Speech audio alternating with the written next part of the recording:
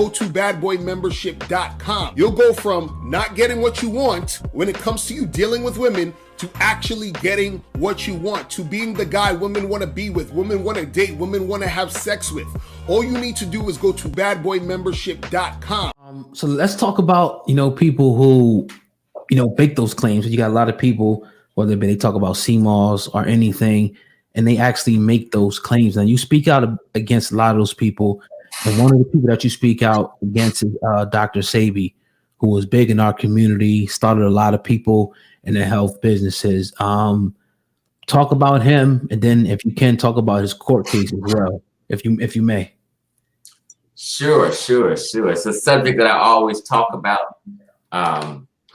When Sebi was alive and on the scene, people used to get mad at me because I used to debunk a lot of his information, because a lot of his information is not scientific. I'm one who says, how can you guys listen to and believe someone who actually claims out his mouth that they never read a book? Okay.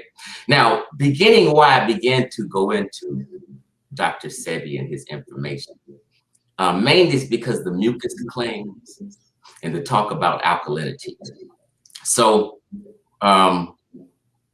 15 years ago, I used to be an alkaline water salesman for a company called Enagic, okay? And they sold Kangen water, which was alkaline water, which meaning the water is produced by a machine called an ionizer, okay? And it produces alkaline water, and I was a salesman for these ionizers. And at that time, I truly believed in the concept of alkalinity improving your health, So I was on the alkaline craze for people in what we consider the conscious community, or just in general, Black America was into.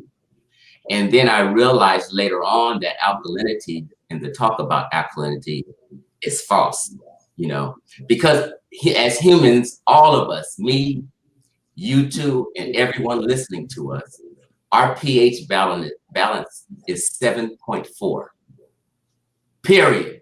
Everybody's. And that doesn't change. If it changes slightly, you will go into a coma, because your body pH is regulated at 7.4. And if that deviates, your cells and things like that cannot survive. So we know the blood pH is 7.4. If I drink a gallon of Coca-Cola, my blood pH is still going to be 7.4. If I drink a gallon of alkaline water, my blood pH is still going to be 7.4. So what is alkalinity doing? You know what I mean? So I realized the alkaline talk about healing was false. I realized that mucus is our friend. Mucus protects us and traps viruses and bacteria that may enter through our holes, through our body, like our nose, our eyes, your anus, your the vagina, the penis, your ears. So you have mucus lining, mucus membranes that protect it. So when we get sick or we get a cold, we notice we started secreting mucus. And that is a protection, and it's trapping viruses and bacteria. And it's a thing that secretes to protect us and help us. So mucus does not cause disease. That was a bad teaching by Dr. Sebi. And the entire Black America and others began to be brainwashed by these teachings that were false. So I understood them, so I started correcting, because I don't like my people to be miseducated. So people like Dr. Sebi, I considered a person who intentionally and purposely miseducates Black people about health. You know what I'm saying? Like a lot of these herbalists and people, they don't draw blood. How can they know your sickness? You know what I mean? So these people, if I come to someone and says, I never had migraine headaches before, but I'm having migraine headaches. Can you help me? A responsible human being who cares should tell you to go to the doctor and get your blood drawn, because I don't draw blood as a herbalist. So I might not be able to detect anything in your blood.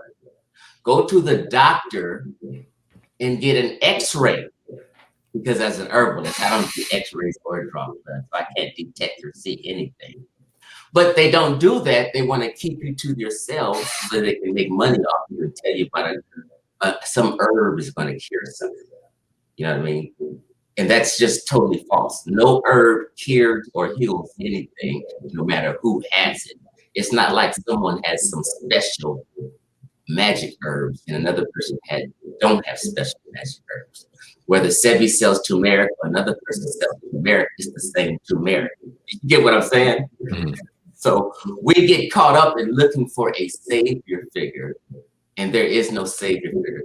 There is no Black Jesus. There is no cure for some of these major diseases, and it's just not. So when someone comes along saying they can heal the blind and the sick and do all this and that, that's a charlatan to me and to others who are scientifically literate. If people are not scientifically literate, any old person can tell them anything and they can fall for it. You understand? So you guys, I think you asked me about the court cases. Yeah. You know, we went over the court documents, and actually Dr. Sebi lost that court case. He did not have some 70 witnesses come to court with him. That was his story that he told in the Amsterdam News. So everyone is banking their information off the Amsterdam News, which was his biased story. Those 70 people who went to court with him were just supporters, not witnesses, not people who had proof. And that's why I always say I'll pay anyone $1,000. I've been saying this for 5 years. I'll pay anyone $1,000 if they have documented proof that Dr. Sebi cured just one person ever on earth. And no one has gotten that $1,000 yet, obviously for good reason. Do you understand what I'm saying? So I've been kind of anti-Sebi. In my opinion, I think he's a charlatan. And being a charlatan is a snake oil salesman and not a good thing. Now, people have nice personalities. They tell stories and seem cool and stuff. But a lot of people have died listening to a lot of these herbalists. And people have no idea. It was an AIDS group of Black people who had AIDS, right? And they were listening to Sebi, and several of them stopped taking the medicine that they were given by doctors that were helping them. Several people, many people have died, and people have no clue listening to these charlatans. People have stopped taking their meds, had complications, and died, and nobody has no clue or idea that people died.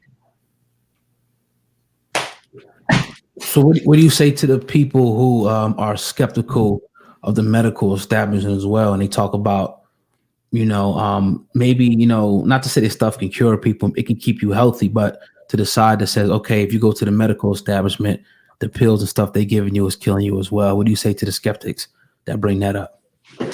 Well, I usually lately have been given an example of myself. Okay. For years, I worked out and had low blood pressure. Okay, so I ended up getting some benefits together. And 2 years ago, I started going to the doctor to see my doctor. And for the first time 2 years ago, I was told I have slightly elevated blood pressure and that I have some cholesterol issues. Mm-hmm. I freaked out, you know what I mean? And the doctor asked me, he said, you should start taking this medicine, which is called losartan and simvastatin, okay, which is medicine for blood pressure, high blood pressure and cholesterol issues.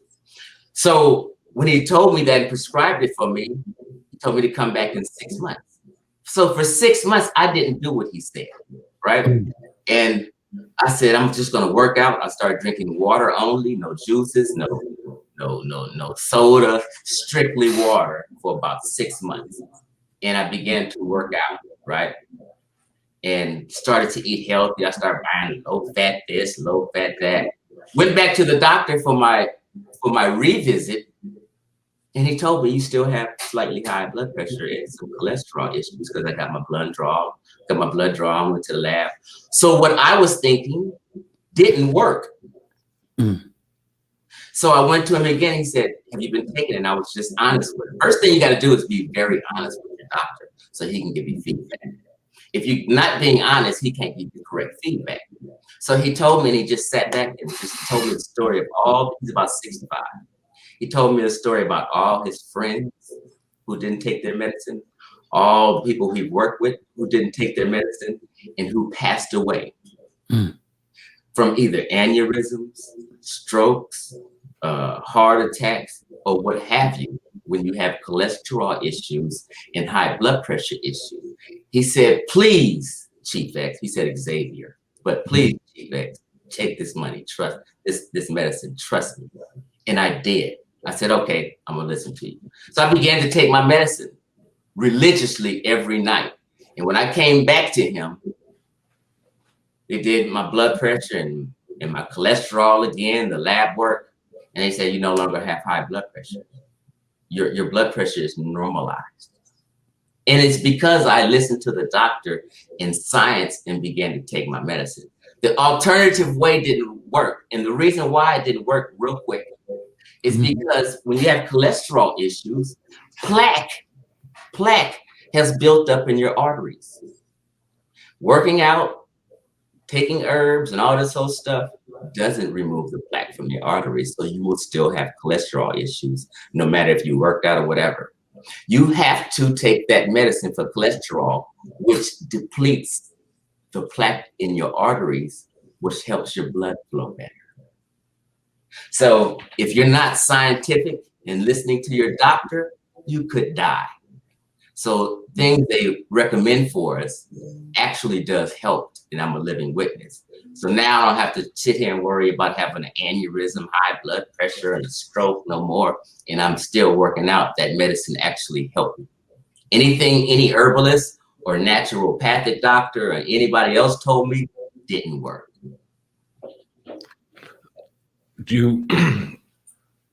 That story that you gave us is your story and it's definitely appreciated. Do you still believe that the medical industry has an agenda to do so to people as far as over medicating just for use of profit? Or do you feel like we are over dramatizing even that logic and thinking that, and they do have our best interests at heart? Well, let me tell you, everything is about money, right? So what happened with us, we began to be fear-mongered by charlatans and alternative health practitioners, okay? So what they do is, in order for, they just use Sebi for an example. Right. In order for Sebi to make money, he has to fearmonger you against the pharmaceutical industries, doctors, scientists, and actual credentialed people who went to school to learn about the human body and anatomy. So they first have to fearmonger you against them and tell you they're trying to kill you, they're trying to harm you, and things like that. So they can have you to themselves and you can buy their products. Do you understand the game? Mm-hmm. So that's what we do. We get brainwashed, we get miseducated by people who have no credentials in the field. You know what I mean? Like, it's like I've come to the understanding, why would I believe a person who's never took a college science class against an actual MD and a credentialed person? Why would I believe a less educated person over an educated person? It makes no sense. You know, you have people who go to school for 10 years, do homework, dissertations, theses, study hard, sleepless nights for 10 years, trudging, broke, you know what I mean, living with parents, just to get through a bachelor's program, a master's program, and then an MD and or PhD program. And they're studying and trudging. We have to respect that and say to ourselves, this person may know way more than that person. And we have to put our trust in the educated people, the experts, and the people with credentials. More so than people in somebody's backyard talking shit on YouTube. You get what I'm saying? Mm. So I've learned to understand that and to remove the veil that these charlatans has placed over us. You understand what I'm saying? Yeah. Now, I also see you called out Dr. Layla Africa and others, obviously, that come from the sector of what they call the conscious community. My question would be to you, why do you think these people are allowed to go so long undetected without people actively calling them out, for what they're doing? Because it's been years, since somebody, I mean, obviously little people have called them out, but to the level where it's like an outrage, like, yo, they ain't really kicking the right information. Right. So, in general, when people are being used and miseducated, and a lot of these people who are called charlatans, even so, Dr. Layla Africa, they prey on the uneducated. So I know where my people are at in their level. And no one has called these people out. I have always called them out because I actually care. I actually care about people's health. I care about people dying. You know what I mean? I consider myself an honest person. I kind of forgot your question. So repeat it again. No, I was just saying, why are these people, like the Layla Africas, the Sabis, in your opinion, able to go so long without being called out for the information that they're putting out in the community? Yeah, basically, I was just saying, just a lack of education. Okay. So, like, for instance, if I'm on a lower level and I'm speaking to someone who may be more educated on a higher level, it is very easily for this person who may have more of a gift of gab, may understand health a little more, it's very easy for him to deceive me because he's on another level. So I fall for the pseudoscience or sciencey sounding information because it sounds good. So we call pseudoscience, pseudo meaning false. So we call it's false science, meaning but people who push pseudoscience, they say terminology and words that sound sciencey, but it's not science.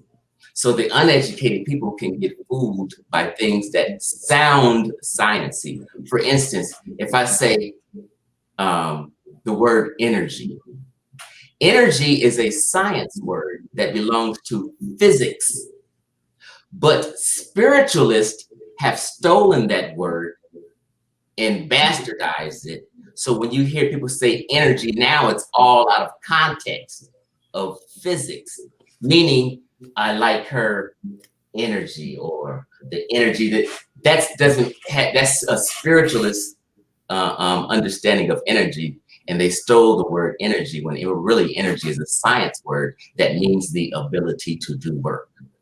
And there's different forms of energy, kinetic energy and such. You understand what I'm saying? So if you're not scientifically literate, any charlatan can fool. Right. What do you think? I'm gonna ask you. Let's move on to. I hear you talk about the Egyptians, and a lot of us, celebrate the Egyptians as being African Black people. You make the claim, if I'm wrong, tell me, that they are not Black people. Who are they if they're not Black? The Egyptians. Okay. Yes, I have made that claim, and I've been adamant about it. Because when I went to Ghana almost 2 years ago, that trip changed my life, right? And even before that, I was making these claims because you have people who are called, and they themselves call themselves Afrocentrics, okay? Afrocentrism came about to combat Eurocentrism. Okay, so Eurocentrism was racism involved in Eurocentrism, teaching history and things like that. So Afrocentrism came about to combat Eurocentrism, okay? And they began to fluff and revise history just like the Eurocentric scholars were doing. So both of them are racist. Eurocentrism and Afrocentrism is basically two racist ideologies of revisionist history, okay? So Eurocentrism been stopped, but Afrocentrism still continues. You understand what I'm saying? So you won't hear people in Germany or Germans or people in England and British and Europeans in Europe claiming to be descendants of the ancient Egyptians. They don't make them claim. Only Afrocentrics do. So I realized Afrocentrics were revising history to help with the self-esteem of Black Americans, right? And I had bought this book also. It says We Can't Go Home, an argument about Afrocentrism by PhD Clarence C. Walker. And he also began to talk about Afrocentrism, its origins, and how it was brought about to help the self-esteem of Black Americans, because we didn't know where exactly we came from. We didn't know a lot of things. We were confused about our identity. So you began to hear Afrocentrics teach that we're the original Native Americans, we're the original Chinese, we're the Moors, we're the Egyptians, we're every damn body. You understand what I'm saying? But that's simply not the truth. We're simply sub-Saharan Africans who were brought over here during the transatlantic slave trade and dropped off in the Western Hemisphere. And there were no nappy-headed kinky people in the Western Hemisphere prior to the slave trade, right? That's why when you go into the Brazil Amazon jungles, you won't find any uncontacted tribes that have kinky nappy hair. They're all straight-haired people, just like the Native Americans. And there was an ice age in North America that covered Canada and half of North America. So the Western Hemisphere was empty until 15,000 years ago. So scientifically, we know it was empty here in the Western Hemisphere until the ice melted, which was called the Laurentine ice sheet.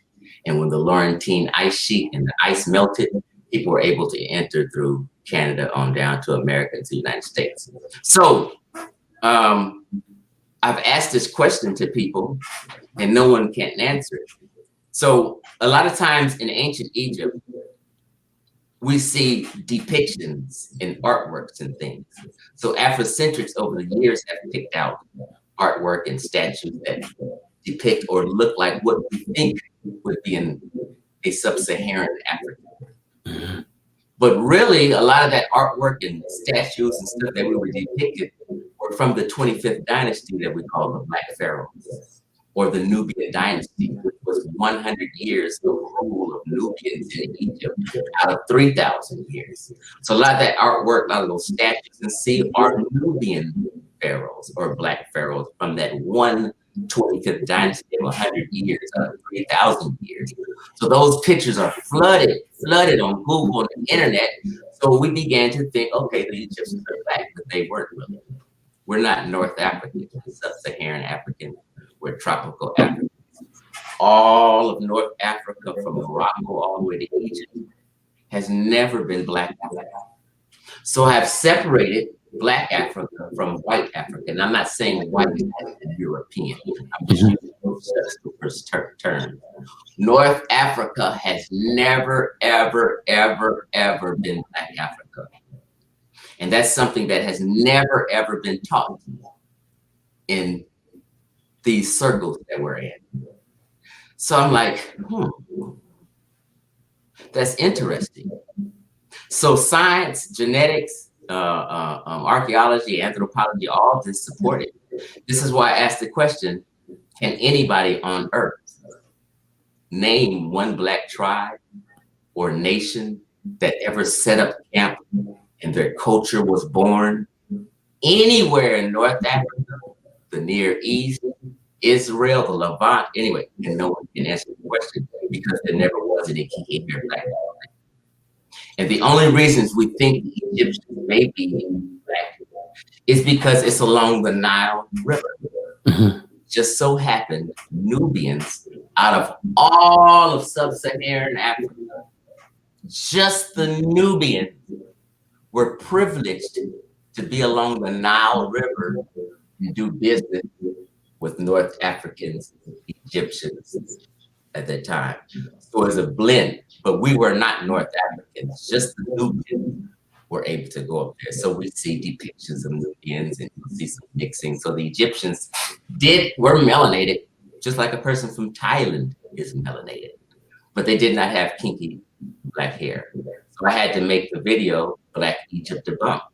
And before I made that video, I offered $300 for anyone to debate me on the topic, and no one would challenge me. Like, I'm paying these people $300 to have a discussion with me for 2 hours on that. And nobody took the challenge because nobody is sure and they're not confident. The best of the people weren't confident. So I just made my own little personal presentation that was 3 hours called Black Egypt Debunked. And no one rebutted it. And since then, 2 months ago, nobody's talking about Egypt. Just